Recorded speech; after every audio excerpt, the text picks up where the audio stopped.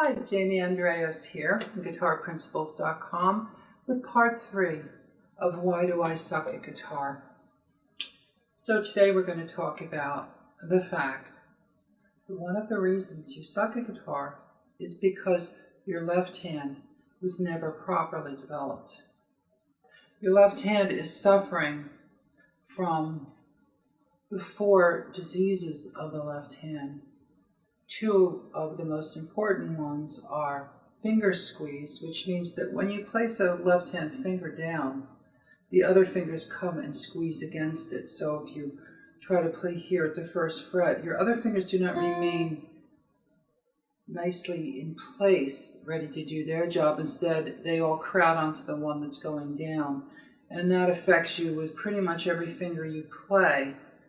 And the other left-hand disease is finger rise, which means that when you play things like maybe finger combinations that you find in scales, maybe a scale like this, what happens is that your fingers tend to fly all over the place. They go up high from the fingerboard because they have not developed certain qualities that the left hand really needs, which are the ability to stretch out from one another easily, which depends on the development of the muscles that lie here in the hand in between the metacarpals. You do not get that kind of development, so your fingers do not stretch out easily, and the tendons are not developed properly.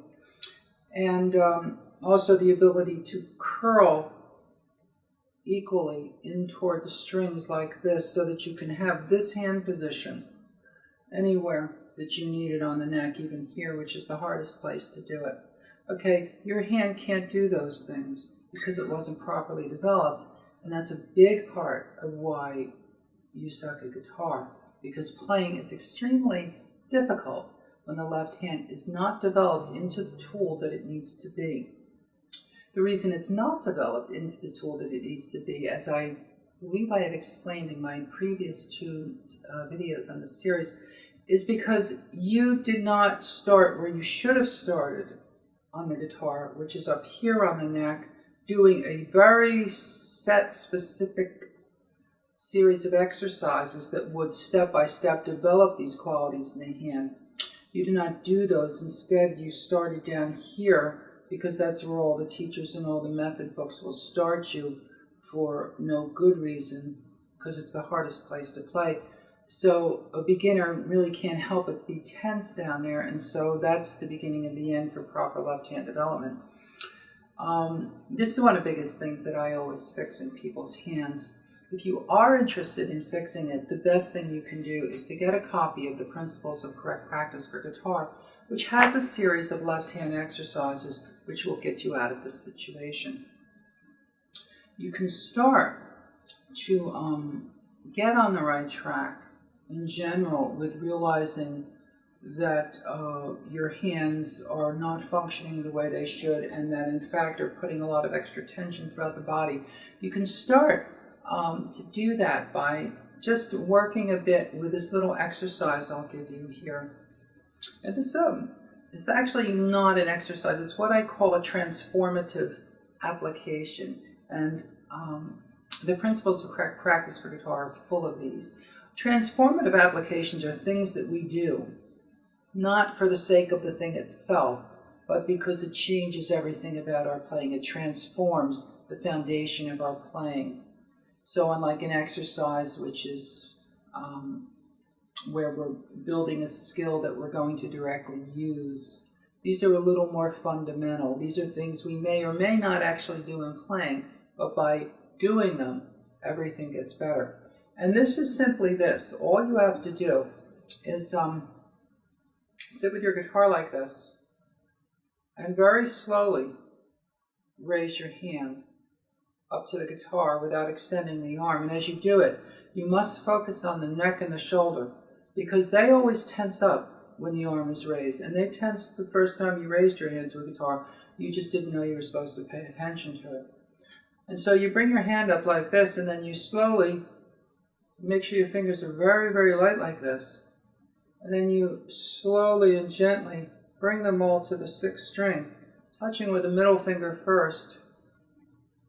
and then the index finger, making sure it's out to the side, and then the ring finger, and then the pinky. And then you can flap on and off like this. Now, while you're doing this, you may experience a lot of tension just doing that, which is good if you experience that, because that means you're getting more sensitive to what's always going on. Try to get to the point where you can touch your fingers like this very lightly. And then flex your fingers slowly until they go over to the first string. If you find you can't do this, then you really do need help, and you need the more step-by-step directions that are in the principles. But you can try this, and then once you can do this, and you've paid attention and relax the tension that will happen in the neck, the shoulder, and the upper arm down into the hand as you do this. The tension will happen because in order to bend your fingers, you have to contract muscles like this that are in the forearm. Those muscles go all the way up to the elbow.